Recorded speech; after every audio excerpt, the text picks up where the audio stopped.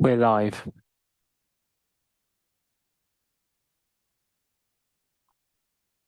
Okay, is everybody sitting comfortably? Councillor Foot. Okay, and thank you very much. Okay, right, it's 6:30 and I'm going to obviously open up the Western Area Planning Committee meeting. Good evening and welcome to this meeting of this Western Area Planning Committee. I'm Phil Barnett, the Chairman of Western Area Planning Committee.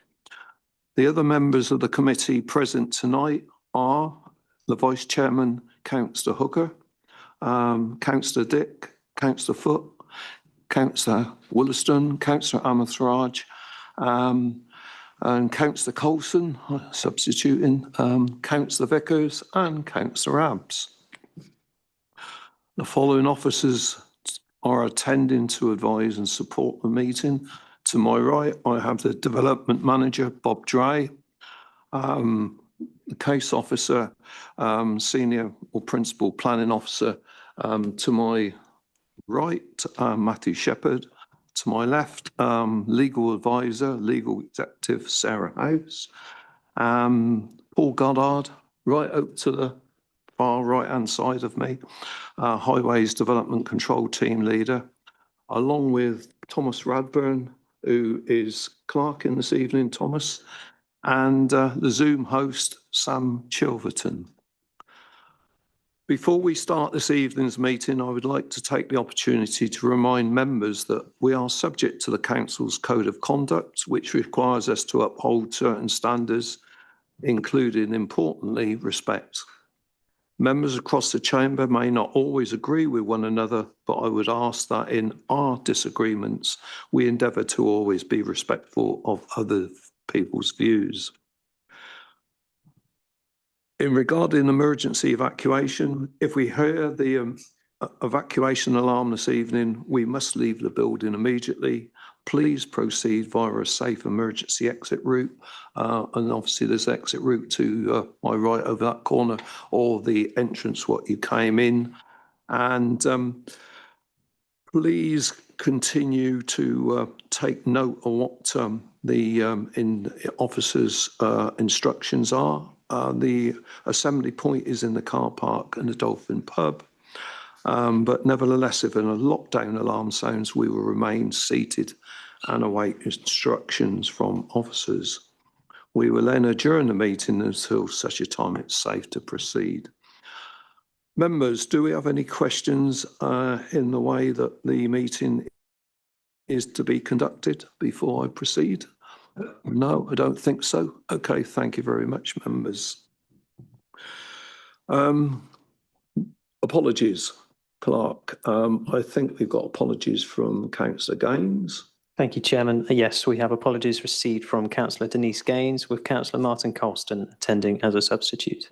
Welcome, Councillor Colson. I think you've attended a few times over the last year or two. Okay, thank you. Going around the table, declarations of interest. Councillor Hooker. Councillor Dick. No. Councillor Foot. Councillor Wollaston. None, Chairman. Councillor Amathraj. None, Chairman. Councillor Colson. Councillor Vickers. And Councillor Abbs. And from myself, I haven't got any either.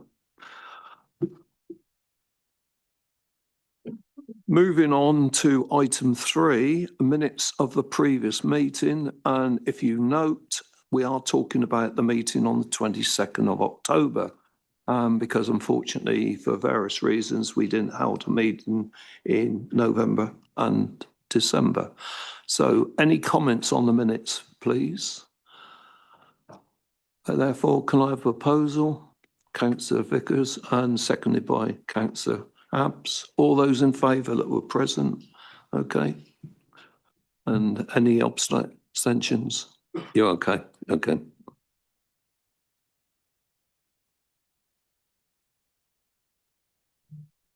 Right, moving on then to item 4, which is planning application number 25/01081/FUL, High Street, Church Lane, Cheveley. But before we actually move into the item on the agenda, for those who are new to the meeting, I suspect many of you sat in the public gallery are, I'll briefly explain the procedure. Officers will present the application to the committee, after which the following groups might wish to make a presentation for a maximum of 5 minutes. The parish representatives, in this case obviously it's no town, it's parish, objectors, supporters, the applicant and or agent if it's appropriate, and then ward members. The committee members will then have the opportunity to ask questions of clarification of the speakers. Members will then follow on with having the opportunity to ask questions of officers, members of the public, and speakers will not be able to engage with committee members other than the questions that come from the officers, from the members. I would also like to just point out, we obviously are running a formal meeting and therefore we must make sure that you in the public gallery are not conversing with members of the committee, because obviously it could interject in the proceedings of the discussions. And that obviously also refers to the possibility of emailing across the members or even texting. The committee will then debate the item before determining the application. So without further ado, I'm going to ask Matthew Shepherd, who will begin his presentation. Over to you, Matthew. Thank you, Chairman. So I'm going to share my presentation just to aid with the description of development. So item 1, once it gets there, is buildings and land to the rear of Londis Store, High Street, Chieveley. We're in Newbury. The application is for the demolition of the industrial units, pigsty, and construction of 4 residential dwellings and parking provision. The reason for it coming before you has been called to planning committee should officers recommend approval. My recommendation is to ask you to delegate to the development manager to grant planning permission subject to conditions.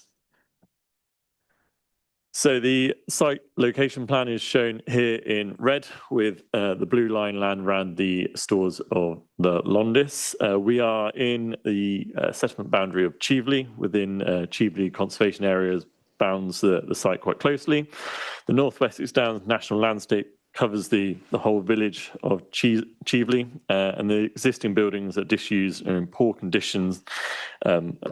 As we'll see, we have the site plan here now showing the 2 sets of semi-detached dwellings. So we have to the right-hand side the Londis Store and the High Street in through Chieveley. We have the 2 semi-detached properties proposed with plots 1 and 2, their gardens to the right-hand side of that image, and the second pair of semi-detached dwellings to the middle of that image, parking along the north on the boundary. All the trees shown as green on the site are retained. 1 is lost on the corner, which I'll comment on later. Designs of the dwellings are gable-ended, story and a half in design, and quite low profile with solar panels to the roof. Both sets of pairs of dwellings are very similar in appearance. Just to remind you of the site, we took some site photos, but we haven't been to site this time. So we have the site access here off the Church Lane, existing access that serves properties already. The buildings here looking towards the High Street. You see the white building in the centre of that image is the Londis Store, and towards Chieveley High Street, the food store. Of the trees we've seen on the site plan, we see the profile of the existing buildings and the proximity of the neighbouring property in the centre of that image. Just moving through, so this is stood within the site and within the proposed area for parking and turning. This is the neighbouring property. We also then have quite an interest in the properties and dwellings to the rear of the High Street, and so we have the shop at ground floor, and then at first floor there are residential properties. These are the buildings on the left-hand side to be demolished, proposed to be demolished. and again, just facing the other way from the alley at the back of the superstore. So it's probably correct to point you towards the site history. So the application has come before Planning Committee before, application 23-01577. The application was recommended for approval by officers, but Western Area Planning Committee overturned that recommendation and recommended refusal. The application was refused because of cramped overdevelopment, resulting in harm to the conservation area, lack of private amenity space, loss of privacy, and overlooking of windows to the properties by the food store. That decision was appealed. The appeal is in your pack and agenda tonight in the appendices. The inspector concluded in their decision that the proposed development would not harm the character, the appearance of the area, nor the living conditions of neighbouring amenities, and would be provided with adequate living conditions and amenity for future occupants. The reason the appeal was dismissed ultimately was the lack of mitigation for nutrient neutrality, which was to be secured through a planning obligation. We can now negotiate the planning obligation to secure nutrient neutrality. We have done so on previous applications that have come before you, such as Tudor Avenue, which was determined by WAP last year. In our view, the inspector has disagreed with all the previous reasons for a refusal stated by the committee, and it's the officer's advice tonight that refusing the application again would be unlikely to be successful if appealed. Turning to the report in a little bit more detail, just to cover the main issues. So in terms of the principle of development, we have a site that lies within the settlement boundary of Cheveley. It's on previously developed land. Development plan policies support new residential development in village locations, and the principle of providing these for dwellings is in accordance with our spatial strategy in the development plan. The character and design conservation area. The conservation area contains a mix of historic properties, mainly brick and tiled roofs, dwellings of modest scale and traditional detailing. The application site is largely concealed behind the existing high street frontage buildings. The inspector previously concluded that removing the derelict buildings will result in an enhancement to the conservation area, as per their comments in paragraph 18 of the decision letter. The site does lie in the national landscape, but is well contained within the village and surrounding built form. We have no concerns in terms of impacts to the landscape. The proposed dwellings adopt a traditional form with pitched roof and modest gables. The materials of dwellings can be secured by planning condition to respect the local character. This was recommended by the appeal inspector and our conservation officer, who raises no objections. Turning to amenity, the previous reasons for refusal raised concerns about overlooking and insufficient distances between windows within inadequate private garden spaces. The inspector, as we've highlighted, did not agree with those concerns. They concluded in the appeal that subject to obscure glazing conditions on the first floor windows and roof lights, which has been recommended, which has been recreated in my recommendation, there would be no harmful impact to neighbouring amenity, including the flats above the Londis, the food store, to the Church Street, to the High Street, sorry. In addition, the inspector found that whilst the gardens are smaller than the SPD guidance, they would still provide sufficient functional space for future occupiers, giving them seating, play space and storage, and the boundary treatments and tree retention would maintain a level of privacy. Officers consider that given the inspector's findings, it wouldn't be reasonable to continue to object to this scheme as per our previous decision. My colleague, Mr. Goddard, will speak to the highways and parking issues, but they've raised no objections. The site is in flood zone 1 and has received no objections from our drainage officers. Only one tree is lost, which is the cherry tree on the low value cherry tree T8 on the corner of the development. All the other important trees of the site will be protected, and tree protection methods secured by conditions. Our tree officer raises no objections. Ecology officers haven't got any issues in terms of protected species, and the site delivers the biodiversity net gains required. The nutrient neutrality was the sole reason for the previous appeal to be dismissed. This is because the development falls within the catchment of the River Lambourne SAC. The applicant proposes off-site mitigation, which Natural England and our ecology team raised no objections to, and officers are satisfied that this can be secured by Section 106 agreement, subject to your consideration tonight. If you agree with officers' recommendations, we will begin to draft that Section 106 agreement. As mentioned earlier, we have done a similar Section 106 agreement for Tudor Avenue, which came before this committee last year that I dealt with as an officer. In terms of sustainability, zero carbon requirements, the proposed dwellings get close to the targets of DM4 in terms of carbon reductions, including solar panels to the roofs. There is a slight shortfall, creating a small residual amount of CO2. This can be offset through our carbon calculator payment, which will be secured by the same legal agreement as the nutrient neutrality. This would make the proposed development policy compliant with DM4. In summary, the principle of development is acceptable. The design, scale and layout have all been assessed by our officers and in accordance with the previous inspector's decision are not harmful in our view to the conservation area or the national landscape. We have no concerns in terms of amenity. Our technical aspects in terms of highways, drainage, ecology, trees are all acceptable. The critical issue of nutrient neutrality can be taken care of by a planning obligation, and the proposed development brings social and economic benefits, removing derelict structures and delivering homes to a village in West Berkshire. Therefore, the officer's recommendation is for approval, subject to conditions and agreement of a Section 106 agreement to deliver the planning obligations. Thank you, Chairman. Thank you very much. Paul Goddard. Paul, anything to add at all at this stage? Yes, please, Chairman.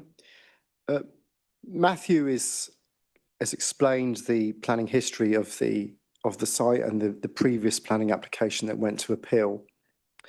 There were no highway issues raised previously. No highway issues were reasons for refusal that were considered by the planning inspector. So this committee previously felt that highway issues were acceptable for this proposal.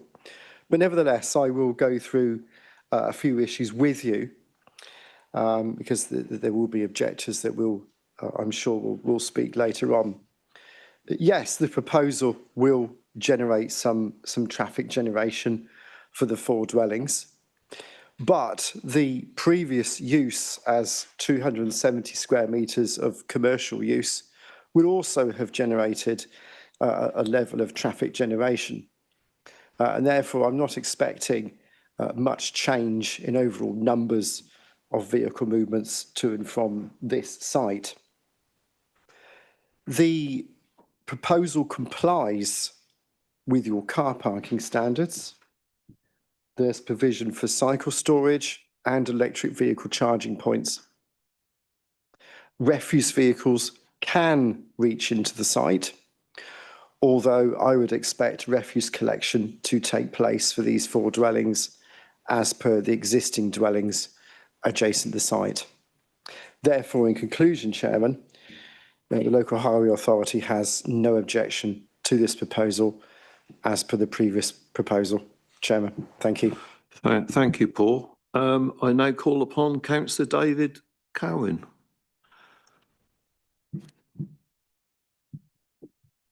You have 5 minutes. Would you like to be notified after 4 minutes? Fine. I hope I will be less than that. Okay. Right. Well, the time starts as soon as you start speaking. Fine. I am David Cowan and I'm from Cheveley Parish Council. We have, as you heard, been here before in June 24 when this council refused this application. At that time, we believe the council did the right thing, in our opinion, and that also in the opinion of many people who live locally to this application.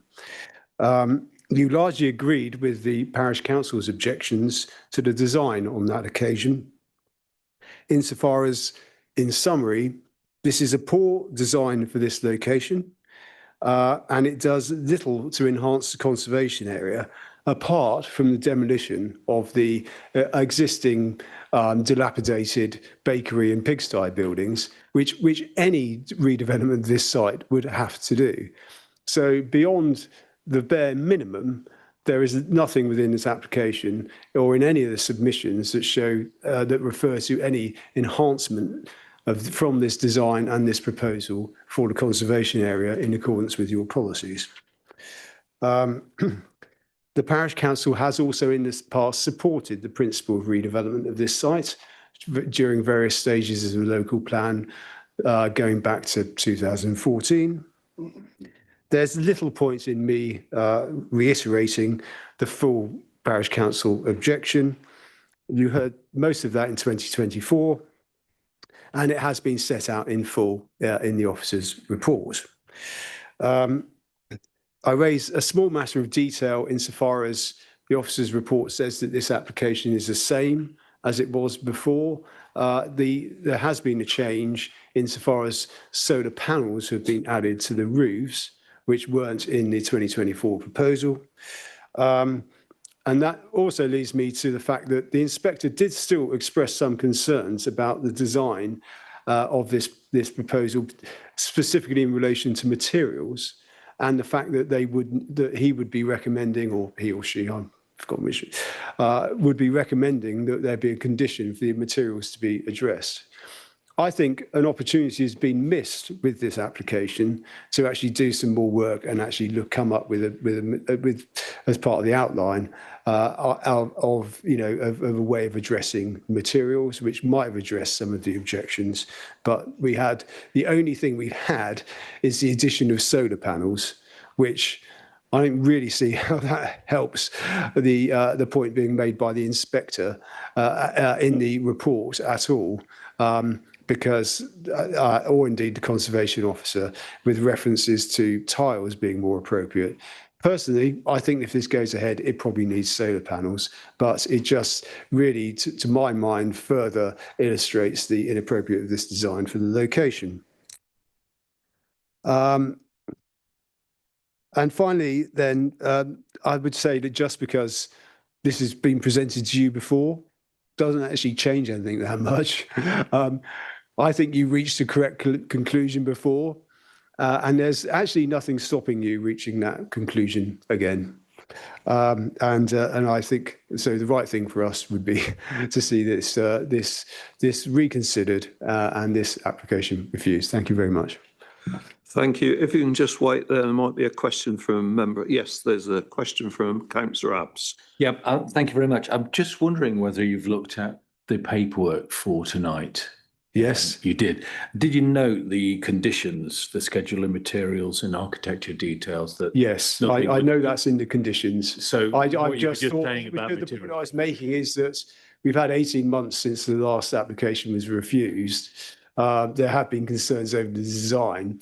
It wouldn't have taken that much problem to actually come up with some more detail on what materials actually might be appropriate for this site. But we would normally rely on that level of detail because they won't be able to start until that's agreed. So unless I've misunderstood, I'll clarify. I understand. Yeah. So assuming that it is properly conditioned, which it seems to be, and the right type of materials is later, would you sounds like the most sensitive type of materials indeed are actually introduced. There have been occasions in the past where that has kind of been bypassed. Do you mind specifying what you mean by the materials, just so the officers hear what your thinking is? Well, roofing treatment. I think the concerns that are being expressed, specifically in relation to this, is the use of rendered walls and slate roofing is out of character, which is what this is a sense you get from some of the illustrations of this material is out of character with the conservation area. Yeah, so long as that can be addressed, it would be. Yes, it could have been addressed before tonight. Yes, well, we are where we are. So. Thank you. Okay. Further questions, members? No? Okay. Right. You can return to the public benches, and I'm going to call upon Neil Courtney. And you're speaking as the objector.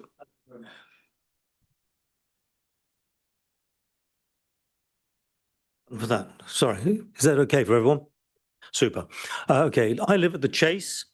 And obviously spoke last time Firstly, I want to again state for the record that all the people who have objected would like to see the bakery plot redeveloped into housing for the Chieveley community. So this is not about stopping redevelopment, but about the nature, density and type of development being proposed by Chesterton. To be clear, the proposed development site is in the heart of a village, close to the manor and the church, the oldest part, in a conservation area and in the area of outstanding natural beauty in Berkshire. Firstly, the design remains unchanged and is inappropriate in a conservation area, in my opinion, because the design itself is not in keeping, and with newly added solar panels, it is even now less so.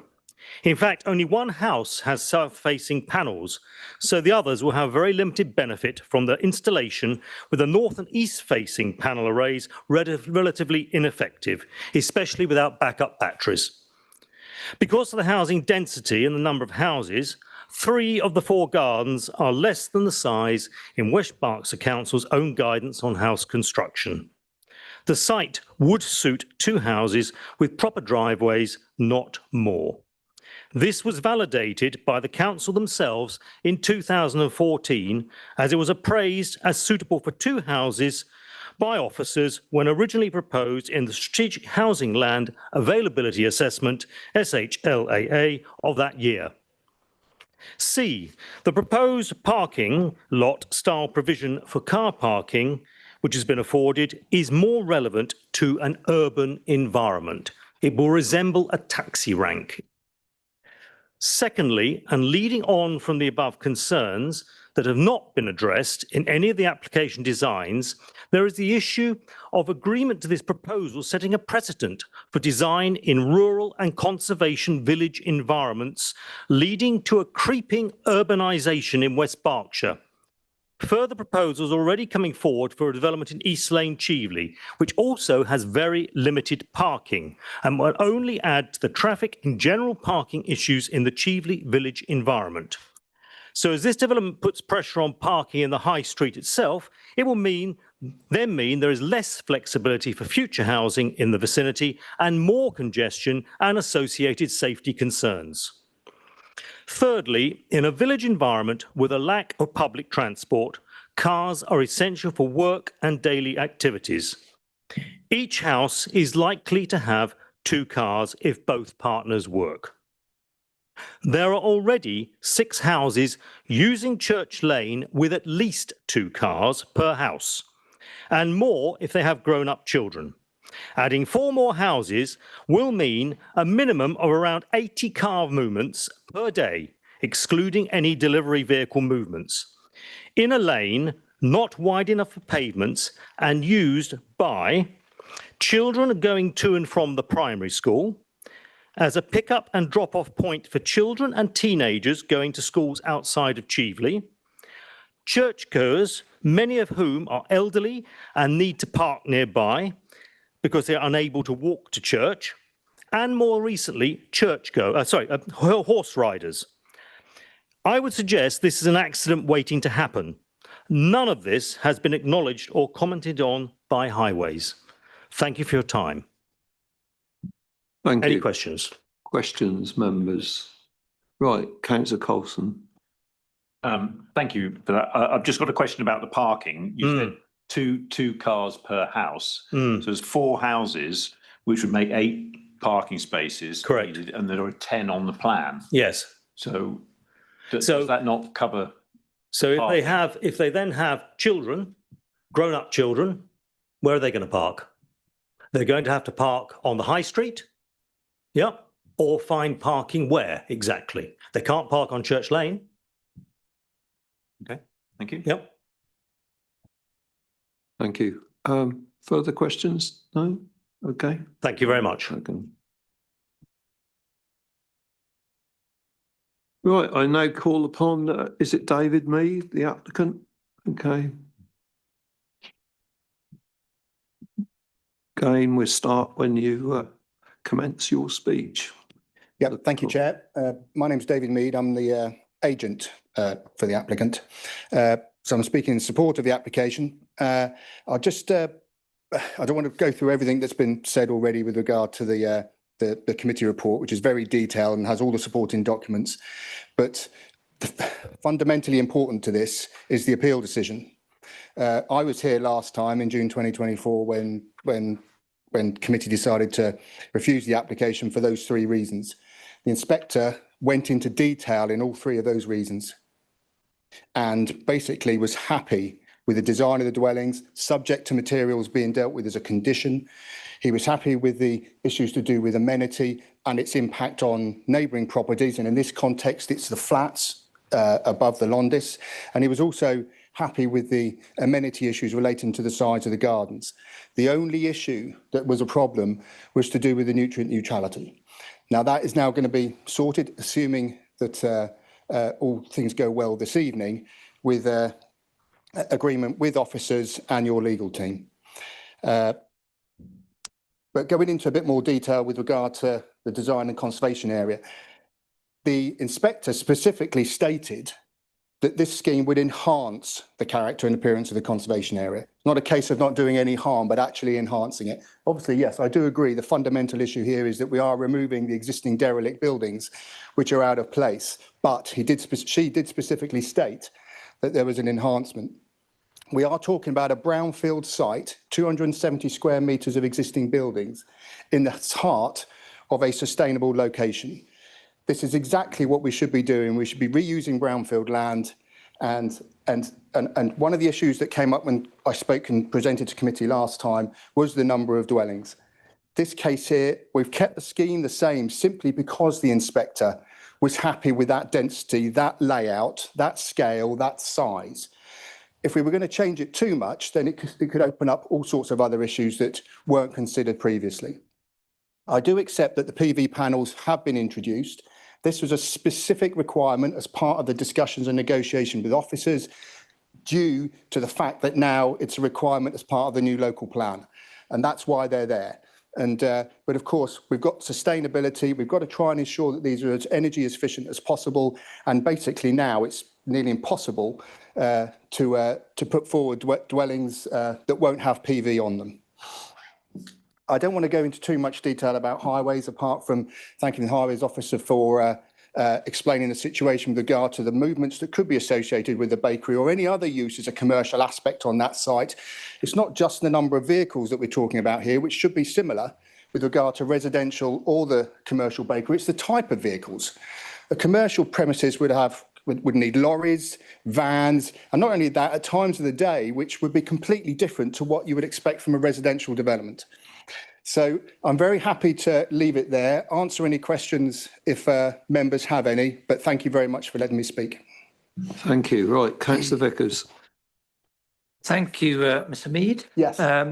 Just following up on a question that my colleague, Councillor Abbs, put to, I think it was the Parish Council, about materials. Yes. And condition 3.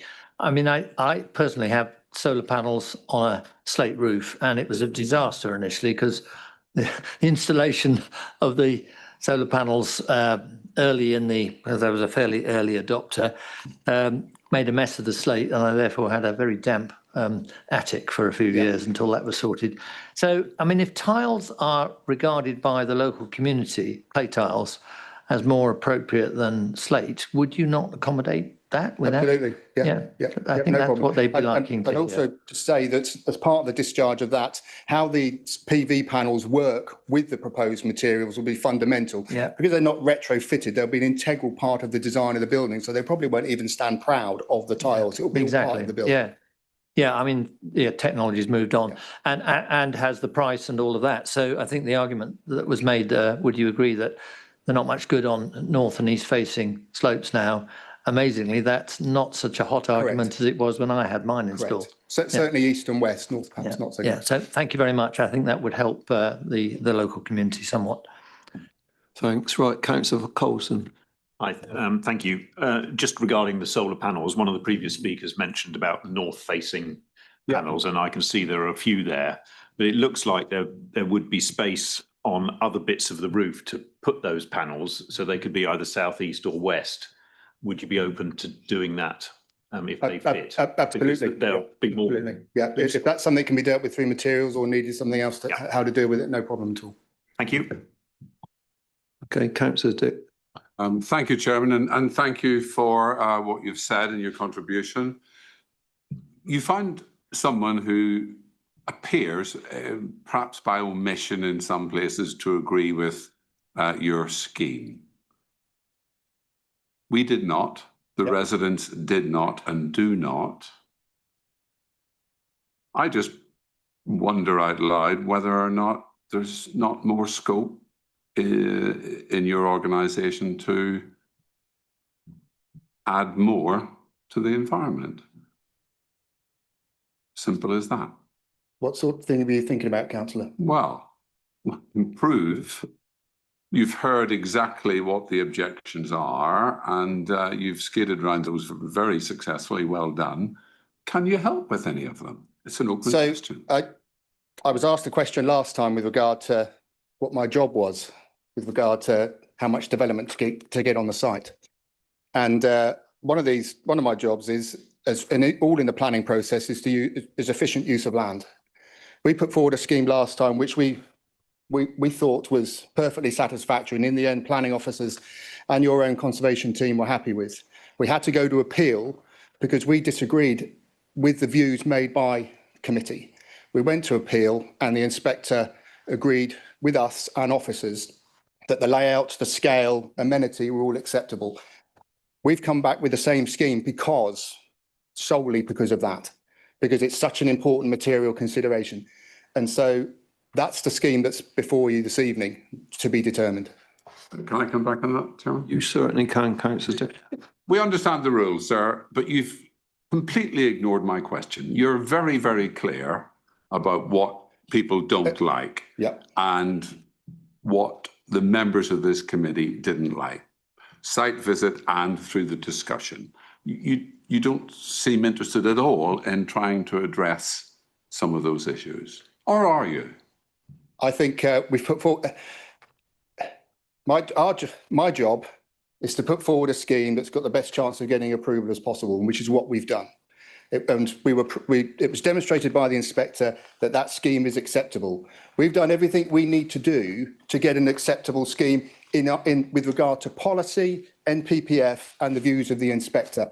Everyone else can have different views. We haven't. So it's just the way it works. Sorry, but you're ignoring the question, and you're absolutely ignoring everything that the residents and others have said. So is the simple answer no? You don't care. Is that the answer? No, and from what I've said, it doesn't mean I don't care. I just disagree with what they said, with their views. I don't agree with the views they have with regard to the impact level of a conservation area.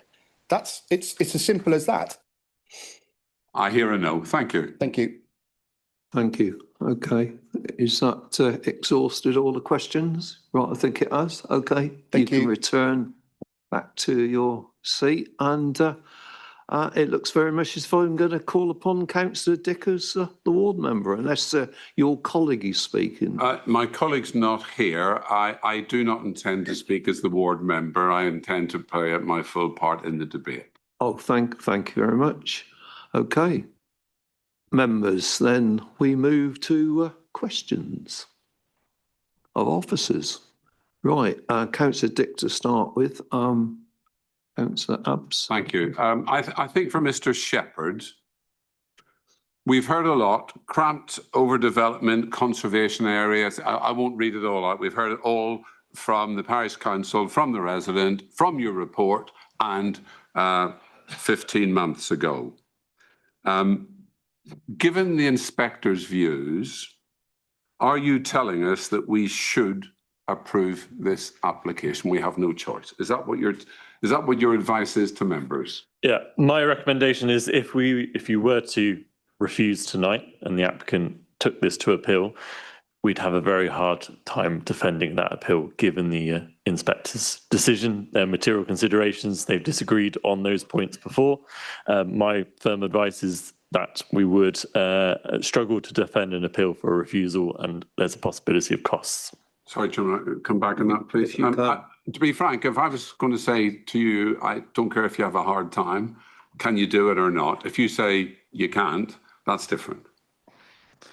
Well, I mean, you've got an inspector there that says this is policy compliant.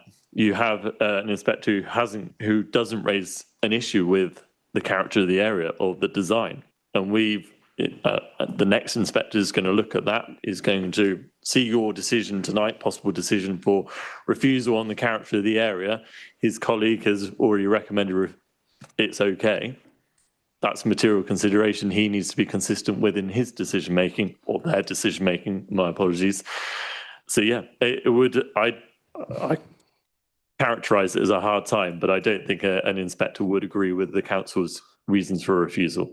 Okay, I don't know. Sorry, this last go. Well, I'm allowing you to continue on at this point, but You're obviously generous. you're stretching your position. I think, Councillor Dick. I'll get to them quickly.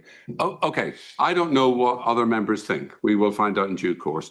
But let's look at an alternative. Given that you're telling us that we would expose the council to an almost definite failure and large costs that go along with it, and it's public money. Are you able to think about some further conditions that would help the views of the residents and the members? Because let's face it, we were all as one 15 months ago. And as has been said, nothing has changed at all. And I would say, well, I hear what you're saying legally about the inspector, but quite some of the things that she has said are really by omission rather than saying this is fine, I love this design, etc. Are there any more conditions? You might want to think about that this evening. In all honesty, I feel I've covered all the aspects that we can secure in terms of materials. I accept that we could have had drawings presented to you tonight that were just white dwellings with no colours on there. That's the kind of position we've adopted. We've got a condition on there that we require materials. They're going to be different, our recommendations on there. We've got biodiversity net gains of 13%. It's not a great deal over what's the minimum requirement, but certainly better than it was for the previous application where it wasn't compulsory at all. We've got retention of the landscaping features. We've got the biodiversity gains in terms of the conditions secured on there. We've got enhancements in terms of the solar panels as well. That wasn't on the previous application, so there has been changes. That's a new requirement for policies going forwards as well. So we've pushed, officers have pushed. We're not a massive deal above policy compliance, but development needs to be compliant with the development plan. That's where we can be. There's no further way we could squeeze out more from this development, I don't think, from planning conditions, no. Thank you, Chairman. Okay, right. I was just expecting you to go further, but I was just being prepared to actually stop you at that point. Right, Councillor Abbs. Yeah, thanks very much. Mr. Goddard first, please, if I may. One of the people that presented talked about there being no footpath and a narrow and so on and so on. I'm sure you have taken this into account, but could you talk us through why that is not an issue? Because you have no objection, so I assume you could class it as a non-issue. Thank you, Chairman. Thank you, Councillor Abbs. I would not say that this wasn't an issue. We recognise that there is a public footpath along there. We recognise that Church Lane is an access road to the church. How we've approached it as highway officers is we've considered the existing use of the site as a bakery or any other commercial industrial use that could go in there as that's the consented use class of the site. I would expect for 4 3-bedroom dwellings for there to be 6 vehicle movements each on average. So 24 vehicle movements altogether, 12 in, 12 out per day. I consider that a bakery with staff, with deliveries, with products being taken away could have similar or a higher level of traffic than that. So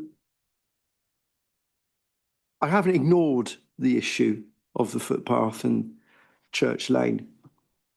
I just consider that the proposal will not make much of a difference to the level of traffic and the type of traffic that could already be using Church Lane as a result of the existing use of the site.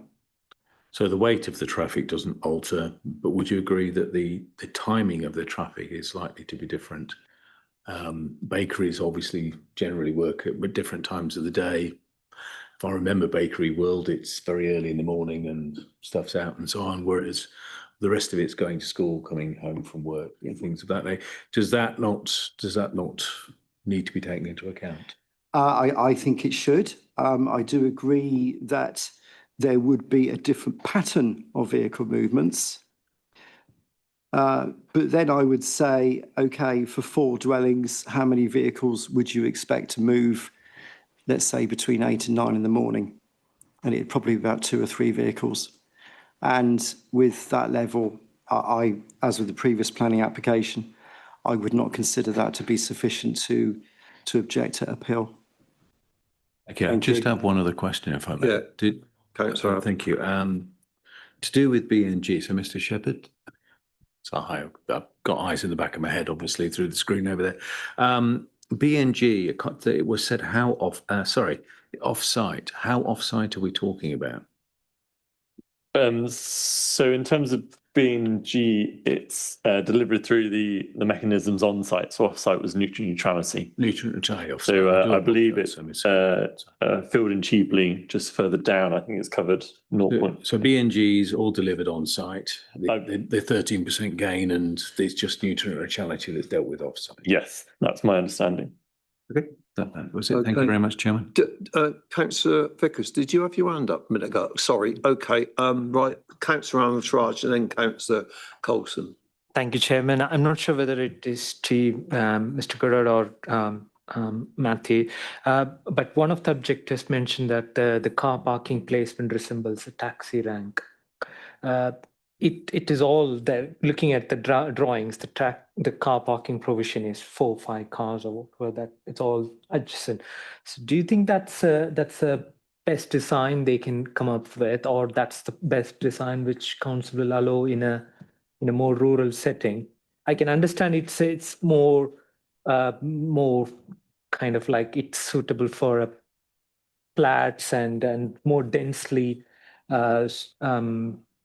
dense housing, but it's like more of a rural setting. My question is it normal to be like this? In terms of design, it is something that we see quite often. Sometimes they are split up by individual spaces or green areas between them, trees and things like that. We've got to be conscious that they've got to maximise the number of parking spaces on the site to try and be as efficient as possible. If you were to lose one of those, obviously we're making those issues worse that the objectors has raised, but it may break up the style of parking that has been proposed. So we've had to take a balancing act on that, and the loss of the parking space is obviously in conflict with what the objectors are saying. Delivery of landscaping to break it up would be better, but the design at the moment is acceptable, wasn't objected to previously, and we don't raise concerns with it. I accept some of the points, but I don't think it's a poor enough design to refuse the application on. Okay, right, Councillor Coulson. Thank you, Chair. Question for Matthew. You're suggesting conditions on materials. I just wasn't clear what the conditions were. It probably is in the report, but I didn't. Is it saying we should have tiles and no rendering and particular colours of brick, or what? Is there detail so far? No, so it's condition 3, just for reference. So it's just a schedule of materials and samples. Should we request them, we will consult with our conservation officer. Obviously, it's been very clear within our report, within the inspector's decision, that should slate tiles come in, that is clearly something we're not happy with.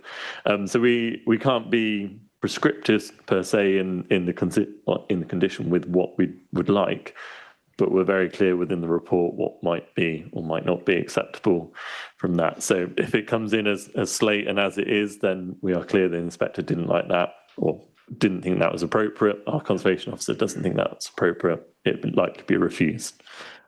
Thank you. Can I just clarify on that. So we're not able to say it must be clay tiles.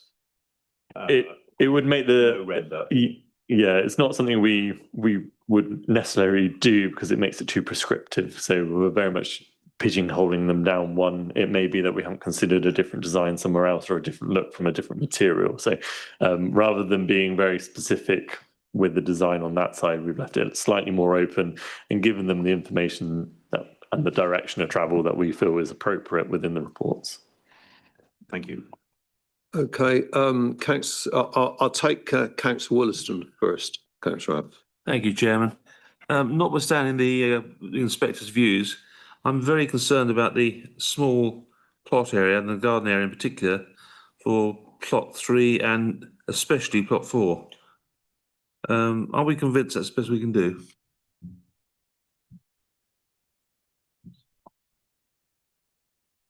I mean, ultimately, members, we have to determine the application that's put before us, and it's the same design that's been previously considered.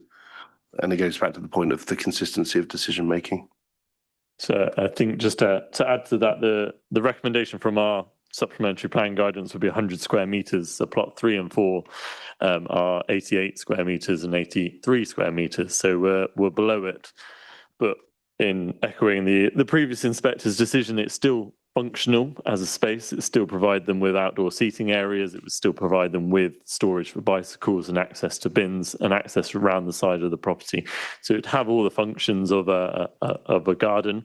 It may fall short of the 100 square metres of requirement, but I'd echo Mr. Dre's points that it's consistency from the inspector's decision is what we're pushing as officers. Okay, Councillor Wilson. Yeah. Okay, right, Councillor Abbott again. Yeah, thank you, and thank you to the other councillors for the question because it prompted another one for myself. A condition 4, Mr. Shepherd, architectural details, and I mean, it says here no works will begin, and then it looks like you can control lintels, eaves, fascias, parapets, cornices, pediments, brick detailing. That gives us enough largesse to take into account a lot of what you heard from the very strong objections from the objectors.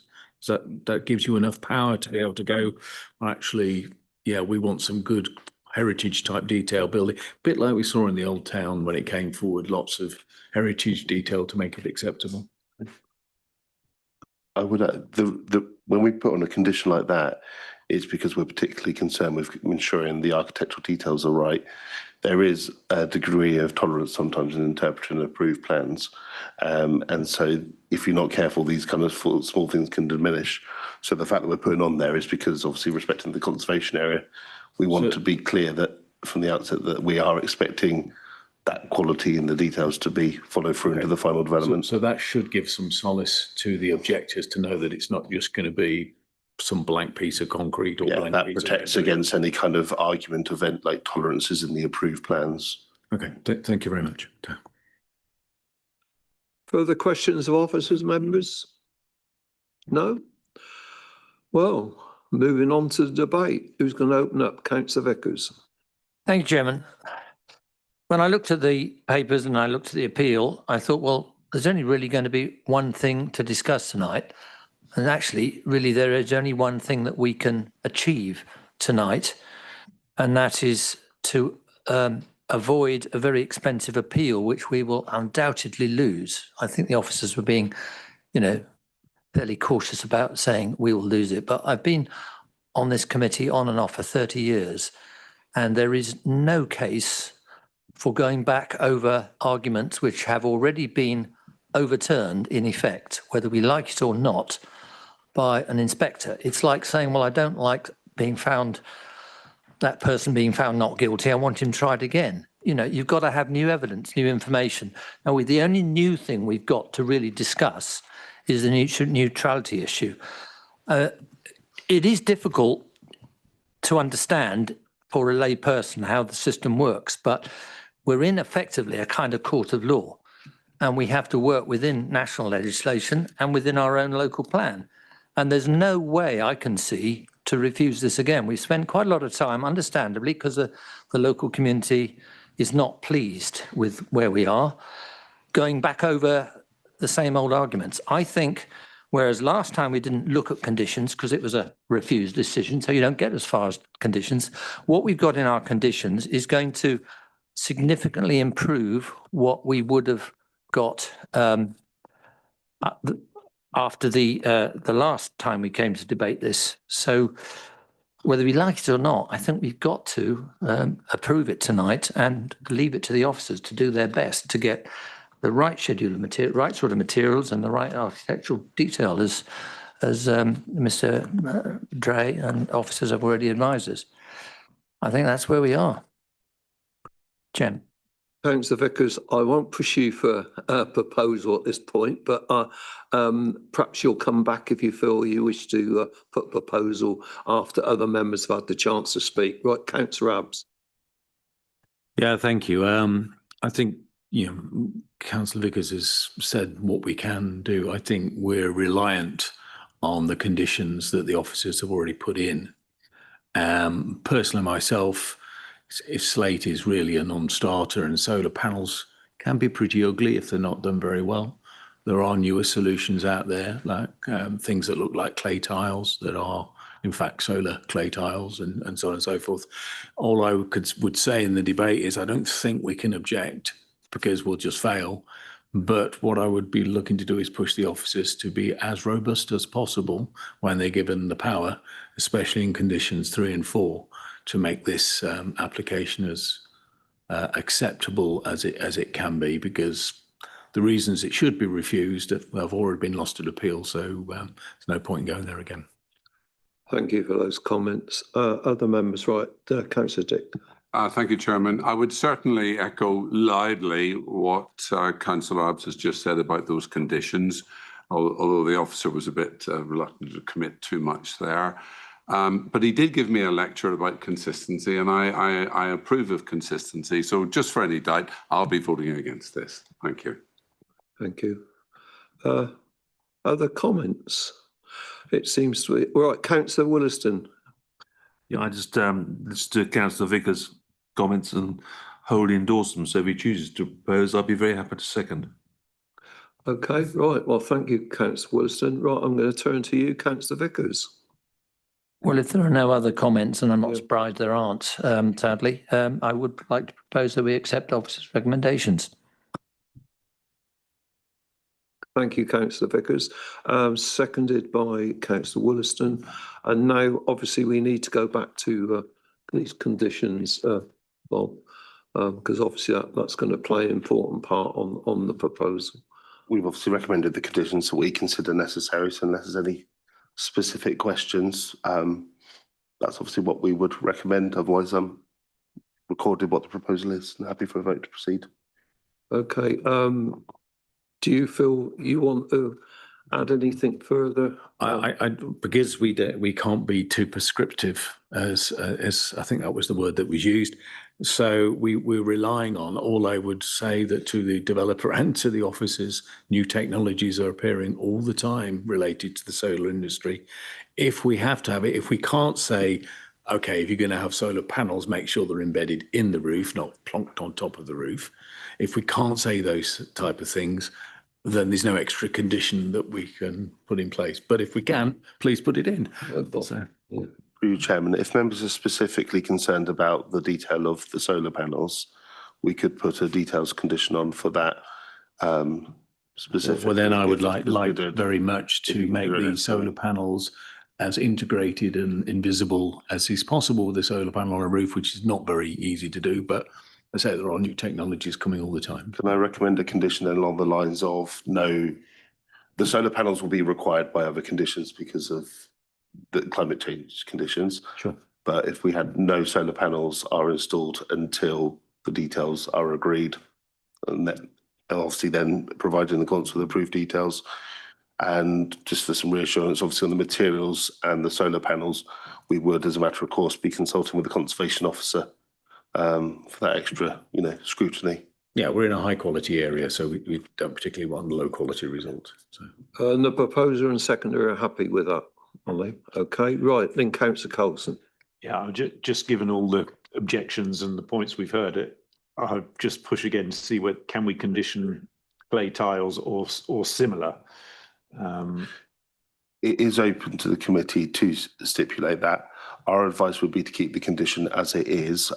We can take away the comments, we hear them and we can take that onto board. But as I say, I don't want to, I would recommend overly tying the hands of the conservation officer when they come to review that. But if you like, we could note that as a. Yeah, I think if we can make it clear that there's a strong view, assuming other people would agree with that. It's clear in the appeal decision and the report too, obviously, the reasons for that condition. Yeah, thank you very much. Did you wish to make any other observations, Councillor Dick? Well, no, not the helpful ones. Solar panels are the least of our concerns about all of this, but somebody more famous than I said every little helps. So thank you.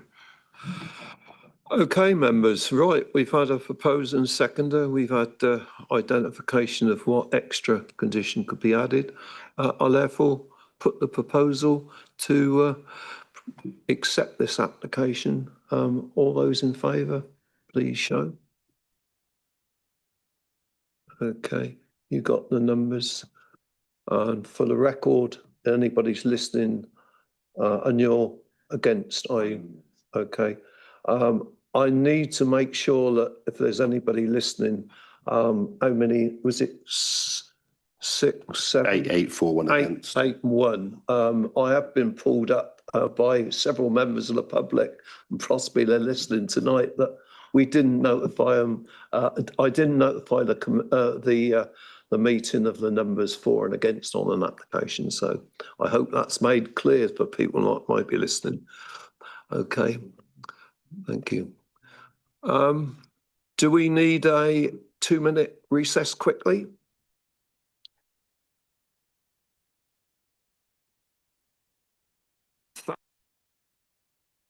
They're off.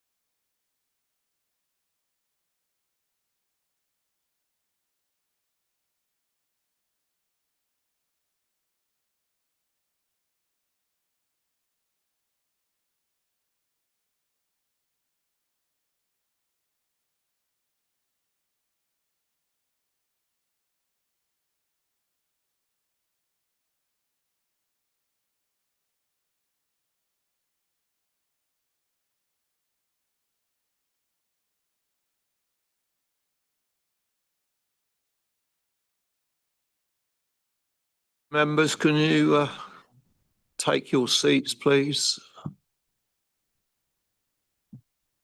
Yeah.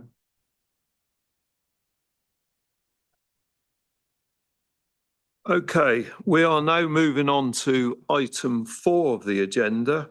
Item referring to planning application 25/0083/FUL MAJ, Frenchman's View, Upper Lambourne, Hungerford.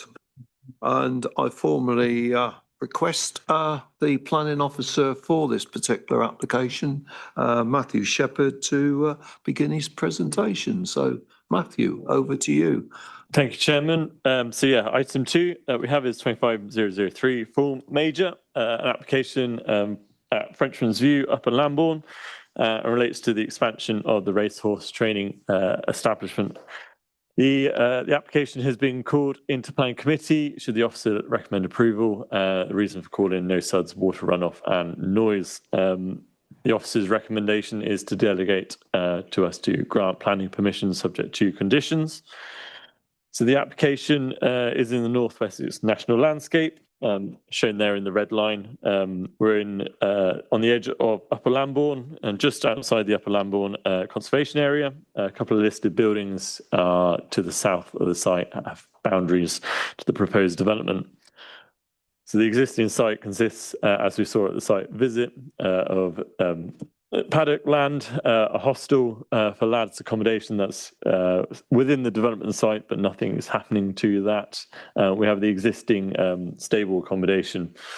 So the proposed development includes a long list of different aspects. We have 2 American-style barns providing 40 boxes for racehorses, a horse walker seen in the centre of the site, a storage barn just to the bottom of that image, a water treadmill, a collecting ring, a tack room and day facilities, racing office, which is attached to the 2-bed cottage for rural workers. So I'm just going to chop you through the stable accommodation. Again, mirrors what we have on site, and there's 2 of those proposed. It's a pretty low profile, nice and long, but match and very similar to the previous, to what's built already. 2 storage barns, very discreet in terms of design. We have the water treadmill building, which you can see on this top image in context of the existing stable barns, height and design. Horse walkers, we know the size. We've got the tack room, feed room, so all kind of ancillary storage equipment and WC facilities for those working at the site. Brick built, single story, gable ended, an acceptable design to officers. Have a small rural workers dwelling with little dormer windows within the roofscape. Nice little design that reflects kind of the landscape around, is not too dominant.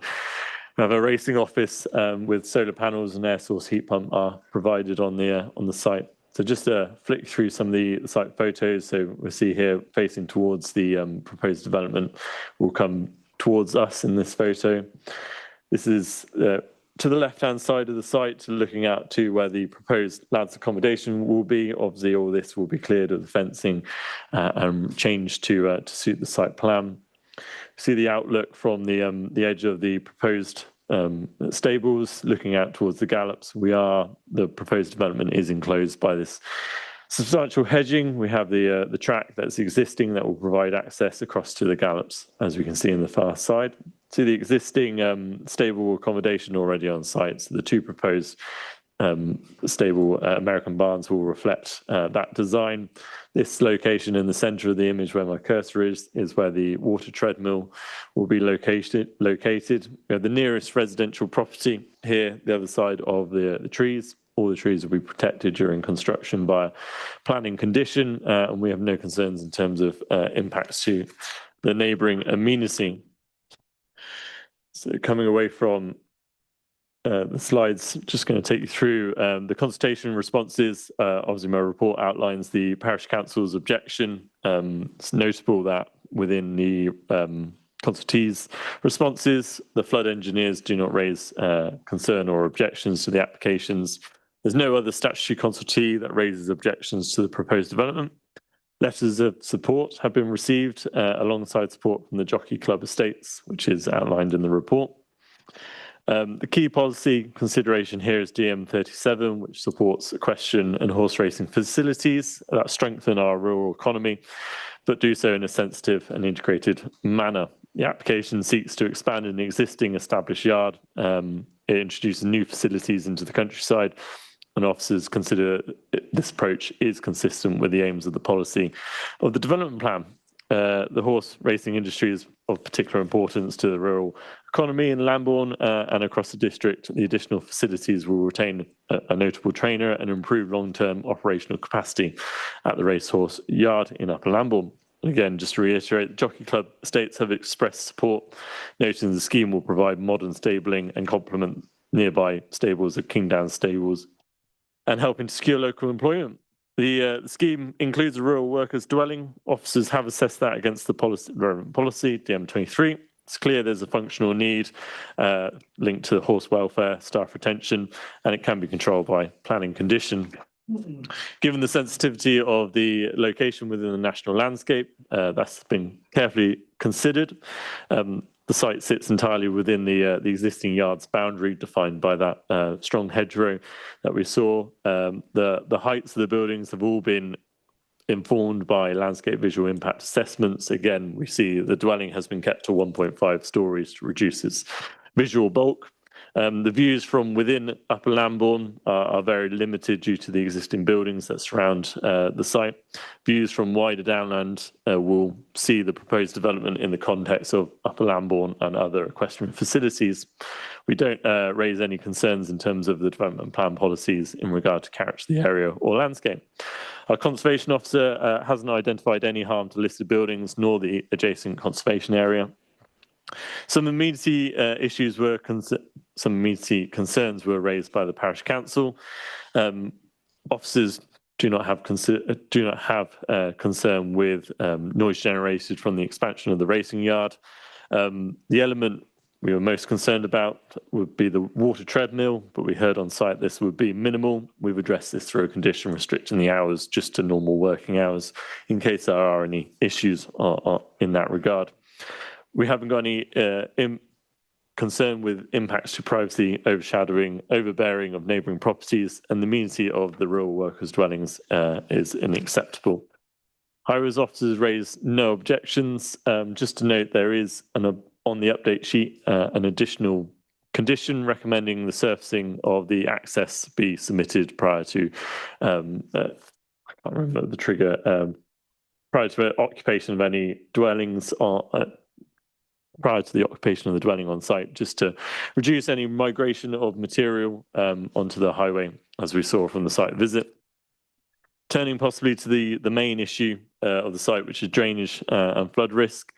The site is entirely within flood zone 1. There are some areas of surface water flooding, but these are over the existing tracks of the site. No development is occurring or proposed over any designated flood area or surface water area. The lead local flood authority, West Berkshire, is satisfied that the proposed development is acceptable. They've recommended a proposed condition. I think if I show you and share this plan with you, we can display the proposed SUDS measures just in a little bit more detail and show you how it is centred away from neighbouring amenity and doesn't raise concerns with officers. So here we have the outline in the centre of the site. So we have the existing stable accommodations, 2 proposed, house up here. All the blue lines are connections to soakaways, which are to the north of the site and are located away from neighbouring amenities. So in terms of surface runoff, all the surface area will be directed into the blue lines or directed to the soakaways, and that's how the surface water arrangements of the sites will work. This is all subject to a very detailed planning condition as well, just to secure those details. Officers and the SUDS officers don't raise any objection. The site again falls within the River Lambourne Special Area of Conservation, and mitigation is secured by for nutrient neutrality. to include management of the water treadmill, control, pasture management and restriction of manure handling. There are on-site developments that mitigate the loss. So in the same way as the previous application mitigated nutrient neutrality off-site through planting of trees, that is proposed as part of this landscaping scheme dealt with on-site.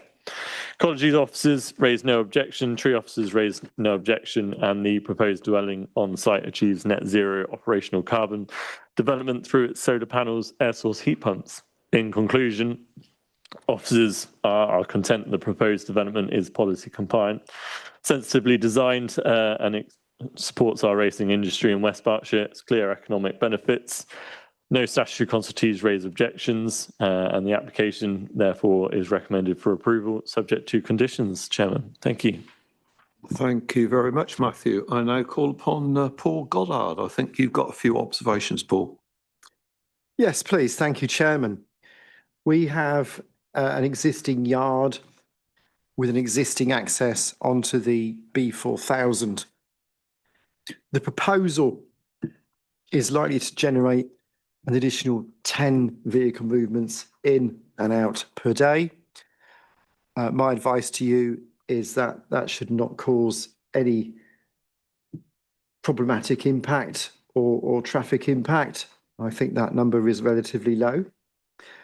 But we will have some improvements to the sight lines to the right, some maintenance and clearance of the hedge in order to achieve the required sight lines.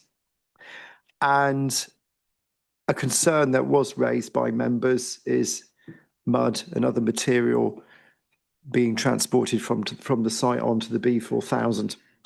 And therefore, as mentioned by Matthew Shepherd, there is a condition in the update report that extends the surfacing, the hard surfacing, further into the site that will reduce that from happening. The site layout itself, I have no concerns. It's all quite away from the public highway. It's a spacious site. And therefore, in conclusion, Chairman, the local highway authority has no objection to this planning application. Thank you. Thank you very much.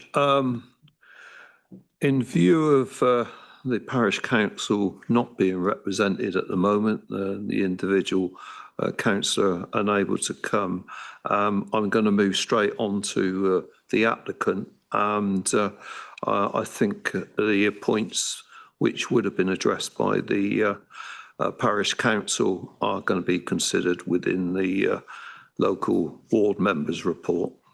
So I call upon the applicant. I don't know whether it's a joint presentation both between David Spragg and Ed Walker, or is it? Yes, it is. Okay. Well, so I'll do about 2.5 minutes, and then Ed will. That's okay. Do you want us to notify you when you get 2.5, or you? I think I'll be well within that. Yeah. Okay. Okay. Over to you. Well, good evening, councillors. I'm David Spragg, the agent for Ed Walker for his application. This application has been well designed and considered to provide the best possible new facilities for lead and trainer. Providing new facilities is key to attract new owners into the sport, and we see this across all equestrian sports nowadays. The planning process has been very thorough, and we have addressed every aspect in detail. Nitrate issue was addressed by one of the leading experts in the field and has been demonstrated that the site is nitrate neutral. Renewable energy has been included on site. The solar panels and the heat source, and the buildings are sustainable in their structure. The SUDs have been approved by the drainage officer. There is staff accommodation on site, and the existing hostel is being retained, which I think is very important. With regard to the manure disposal, this is collected in a trailer and then removed from West Berkshire area by a licensed contractor, and that will continue. It is important to the local community that leading trainers like Ed Walker are retained in Lambourne, not only because of everyday support of the local economy and providing employment, but also bringing people into the area from outside, which in turn supports Lambourne. The racing industry provides nearly 22 million to the local economy every single year. Ed Walker is one of the most popular trainers in Lambourne and very well respected for his care and welfare of horses and his ability to produce winners. The Jockey Club estates are fully supportive of his application, as they appreciate the need for new facilities in the area and ongoing requirement for the future of racing in Lambourne. There's huge support in Lambourne for his application. Some of the supporters are here this evening, some of whom you will recognise. Racing has a historical tradition in Lambourne since the 17th century and became a major centre in the 19th century. It is important to continue this great tradition in the area. Therefore, I trust you will support this trainer and race and improve his application. Thank you. Thank you. Yeah, you just got over 2 minutes, so you've got nearly 3. I'll only be 2. Good evening, all.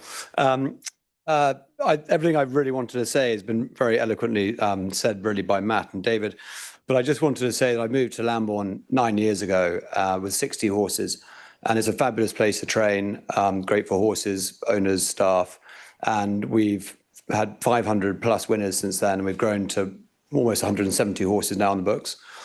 55 of them are actually not being trained by me. I'm having to source it out outside of the village due to the lack of stabling. Historically, as David pointed out, Lambourne has been a very successful place to train horses for a very, very long time. But historically, those yards, the biggest trainers a long time ago only had 40, 50 max horses. And the demands on trainers now financially mean that we need a lot more horses to run viable businesses. So a lot of these yards in Lambourne need updating, upgrading, investment, and we need to be able to accommodate trainers with more horses for them to run viable businesses. And like I say, we are lucky enough to be in that position that we need more stables. We've got 50 plus staff now, and we contribute over 1.5 million to the local economy through suppliers and services. And racing is very much a sport. When you're winning, you're in demand, and it's a very results based. And at the moment, we're in demand, and it's important to capture that momentum whilst people want to send us horses. So I'm very much hoping that you will support this application. It's a wonderfully located yard, very close proximity to the Lambourne Gallops, which are excellent and have only got better and better in recent years since the Jockey Club bought them, I think, nearly 20 years ago. So it's becoming an ever more popular place to train. Thank you. Thank you. Well, if you just stand by the lectern, there could be some questions. Yeah. Right, Councillor Abbs. Yeah, thank you. I wonder if you could just clarify. You mentioned the gallops there. How do the horses access the gallops from where they are stabled to the gallops themselves? Because we would show some gallops which were directly out from the stables on the site visit, but I don't think those are the ones you're referring to, or are they? Yes, they are. So the ones we saw are, and equally there's some more gallops just on the other side of the Maddle Road, which is a very, very quiet dead end lane. So we actually, apart from crossing over the Maddle Road, we have zero interference with I don't have to worry about horses going onto the public highway. No. So again, why I say it's such a well located yard is we don't have to go on roads at all. Lovely. Thank you very much indeed. Thanks. Councillor Vickers. Thank you, Chairman. Yeah, Mr. Walker, I mean, the condition that, because I think we're likely to approve this application, so I look straight at the conditions, and this access and security strategy condition, which refers back to the secured by design and please. Now, I mean, this is a entirely private site for your sole and exclusive use. So it sort of looks almost a bit strange to have such a condition because, I mean, I'm sure with your valuable thoroughbred horses and the value of the business that they represent to you, you wouldn't need to be told to have such a condition. So can you, perhaps your colleague may be better qualified to, how do we work through this condition? Because I would imagine this has got to be fairly, shall we say, for certain eyes only, this whole business. I mean, we can talk about CCTV, that's the outward and obvious part of it, but it's particularly useful, as Councillor Abbs has said, that this is an area, an application that is not involving much oversight by the public. So there's not going to be eyes on on the development to a great extent, is there? So what's involved in that particular access and security strategy that might, if anything, involve us as a council? Do you mind if I hand over? Yeah, to somebody who understands these things better than me? So you're right, Councillor Vickers. It's a very private site.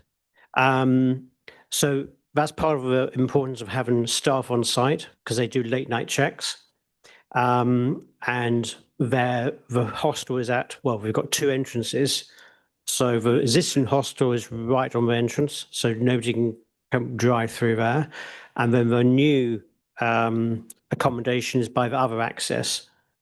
So they would hear or know of anyone coming through there. The only other approach is from Kingsdown Stables itself, which is all gated. CCTV, obviously, that will go into the stables and will be up as normal. In the past, I mean, Ed and I haven't discussed this, but quite often we put the pop-up bollards on the gate accesses. At night, they come up, so nobody can get in or out. But I think those are the sort of measures we'd be looking at. Okay, right, Councillor Foot. Yeah, thanks, Chair. I've got a question for Ed, if that's okay. Ed, this application follows on from one we heard last, it might even have been earlier this year, but, we obviously get applications for yards, coming before us. And my question really is not really a planning related question, but out of interest, how many prospective owners actually come and visit the site? I mean, do you, for example, get a lot of people who will hear of your reputation and just say, Ed, I want you to train my horses? I'm wondering how many people actually come and visit the yard, inspect the yard and that sort of thing before they commit to asking you to train their horses. Thanks. Yeah, often. I mean, people will come and visit us, and potential owners might come themselves or even send an agent down to meet us, meet my team, have a look at the facilities. So that's obviously a very important part of it before they commit to sending a horse. And then existing owners are down a lot. Saturdays are very busy mornings. They like to come and visit and see their horses, hang out with the staff, watch their horses train on the gallops. So yeah, we do have a lot of traffic through the yard. Yeah, carry on. Thanks, Chair. Yeah, so in other words, the appearance, the layout, the sort of visibility of the concern is very important, I guess. Yes, vital. I mean, it's excuse me. Perception is everything, and I'm very lucky to be in a stunning yard at the moment, and we want to keep the standards up, and it's like I always say, it's like choosing a school for your child. One that's neat and tidy and immaculate. You're more likely to choose that than the one that's not. Thank you very much. Thank you. Okay, no further questions? No? Okay, you can return to your seat. Thank you. Okay. Right, Councillor Williston.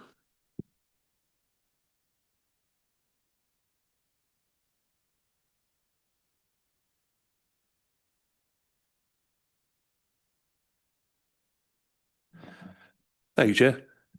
Firstly, apologies from the parish council, but the lady who was meant to be here has got food poisoning, so she's asked me to read out a statement. Yeah, which as I said to start the meeting, exactly. I was happy with that. I'll do that now. Especially as you said, it's all going to be within 5 minutes. Fingers crossed. Lambourne Parish Council considered this planning application at the Parish Council meeting in February last year, 2025. The meeting was attended by the applicant, who presented his proposals to the Parish Council members. We then had an opportunity to discuss our concerns and seek further clarification about these matters from the applicant. The Parish Council did not object to the application at the time. However, it was anticipated this application would be called into the Western Area Planning Committee, and the Parish Council resolved to defer forming a final view pending consideration at committee level. During the meeting, the Parish Council raised a number of matters directly with the applicant and took a constructive approach in doing so. In particular, the Parish Council will provide the applicant with information and guidance to assist him in advising his agents when preparing an appropriate SUDS, surface water drainage strategy for the site, as this was absent when presented to the parish council. We've made it clear within the meeting that if these drainage issues had muck away solutions were in place, the parish council would not object to the application when it came before committee. Specifically, the parish council emphasised the importance of an adequate and robust SUDS drainage solution, a clear and acceptable muck away solution to prevent leaching into the aquifer. The parish council advised the applicant that in the absence of satisfactory arrangements in respect of these matters being in place, it would have no option but to object. In addition, the parish council also expressed concern related to the proposal to remove hostel accommodation for staff, given the application was about providing additional boxes, which may increase staffing requirements. The applicant stated that there was accommodation provided within the application. It is anticipated that the loss of on-site staff accommodation may be considered by the committee. The parish council apologises for not being able to attend the committee meeting this evening, and this statement has been submitted to assist committee members in reaching a decision. And then my brief comment. I called in this application at the request of one of my residents who was concerned about surface water runoff into the garden of her house in the High Street. This appears to have been resolved through SUDS, but I would like to interrogate further on this during questions. My other main concern is the staff accommodation. Again, this is a major issue in Lambourne. Apart from that, I obviously support the expansion of racing yards. Racehorse training employs over 30% of the working population in my ward and generates over £33 million per annum to the local economy. On that basis, I'm almost certain to be happy to support officers' recommendations. Thank you, Councillor Wollaston. Looking around the table, it doesn't seem to have generated any questions anyway. Thank you very much. Very much. Right, members, we now have got the chance to question officers. Councillor Abbs to start with. Yeah, just a quick one. Obviously, 3 barns, so 3 times, sorry, the number of, there's 3 barns now instead of 1. So therefore, potentially 3 times the number of horses, therefore potentially 3 times the number of visitors, owners wishing to visit their horses, and parking was mentioned. I hadn't thought about that. I see parking on it. Is there any concern, Mr. Gallard, that I've missed somehow, given that number? Chairman, no, I am not concerned about the level of parking in the site. It's a spacious site. I consider there's much scope within the site for all the parking that would be required within the site. Thank you. Okay, right, Councillor Dick. Thank you, Chairman. I should say that both these reports this evening are really detailed and really helpful. So thank you to the author. As an aside, page 65, there's a list of respondents, and more importantly, a long list of people who did not, some who have WBC against them.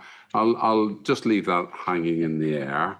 The only thing that I came across, and that's an internal issue for future reference, the only thing that sort of stuck with me negative, because I recognise all that's been said about the value, about the location. It's perfect.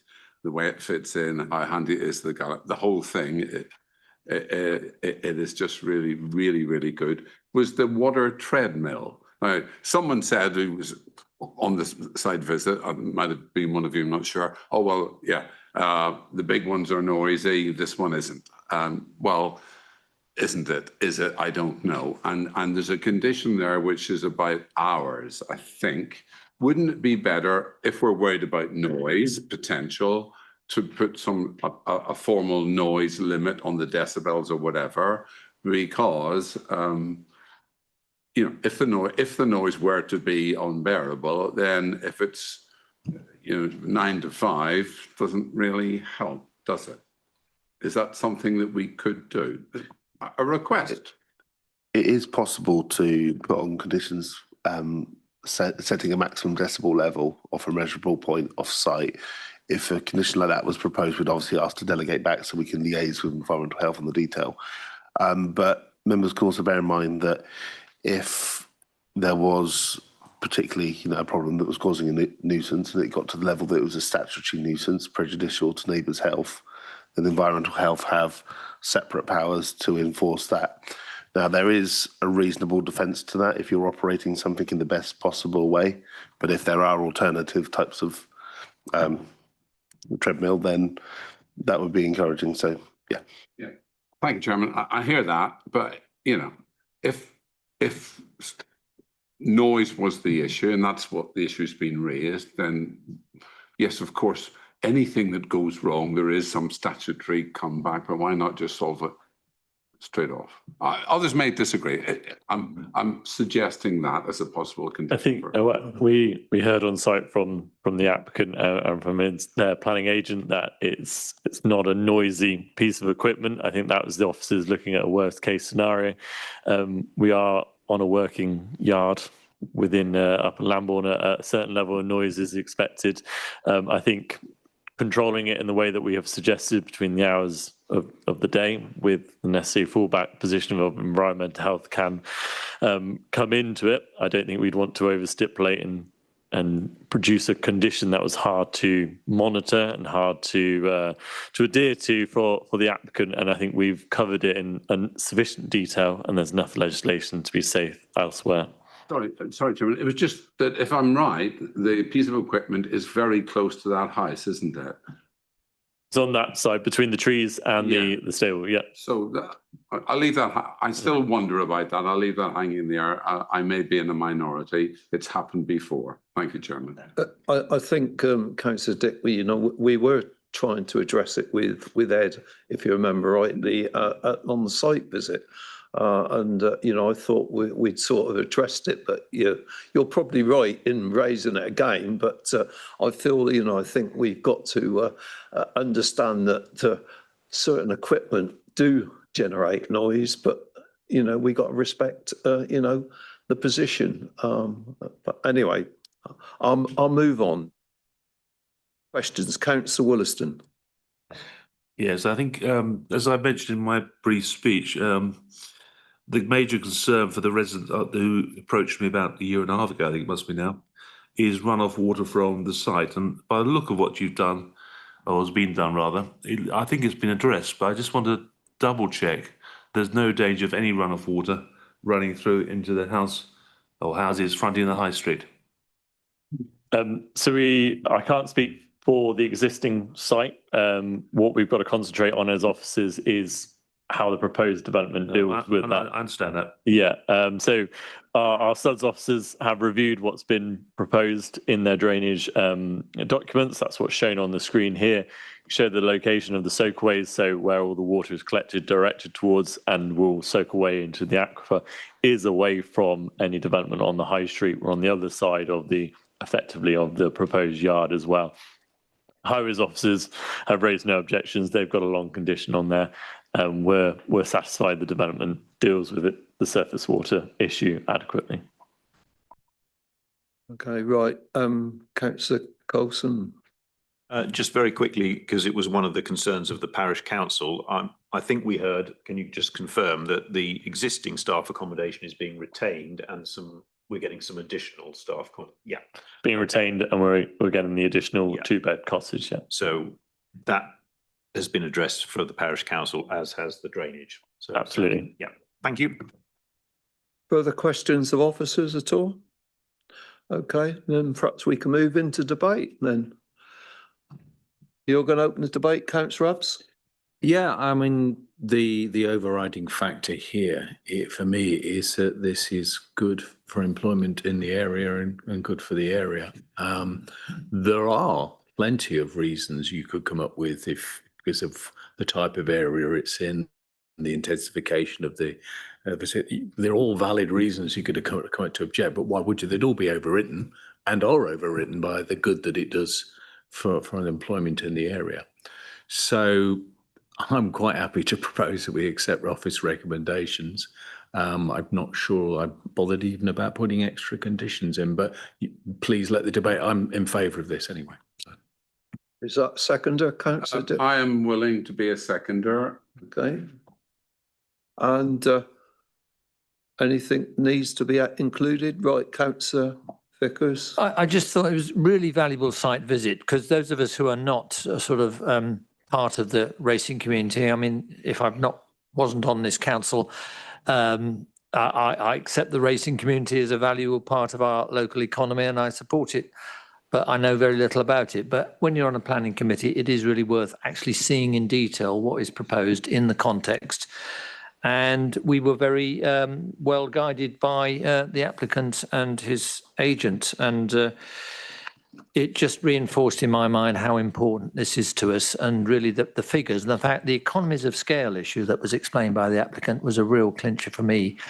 I mean, this is a no-brainer. We can't possibly do other than approve it. And thanks very much for investing your money in our area.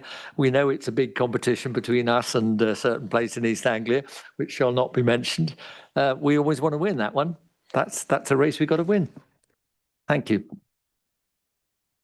Further comments at all?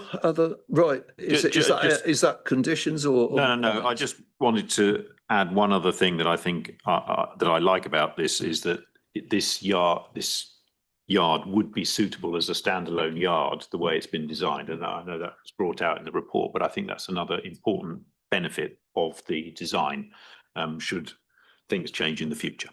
Thank you. Okay, members, then can I have a show of hands for the support? We've had a proposer and a second. Oh, didn't you propose? You did. He did propose. Yes, I did propose. And I think and Councillor offers a recommendation, no changes. Okay. Sorry about that. Okay. Without further ado, I'm going to ask for a show of hands for that proposal, and it's unanimous. Sorry, you want to shout for 9? 9 members. First time in a year. Then against. Okay. Thanks very much, members, and thank you for attending all, and best of luck with your endeavours. Right, members, before I formally close the meeting, I think it's just worthwhile to note that this is our last meeting that Sam will be attending. And can I formally, on behalf of the committee, thank Sam for your support over the last year or two. And Sam's actually moving out of the public sector into the voluntary sector. So I wish you all the best, Sam.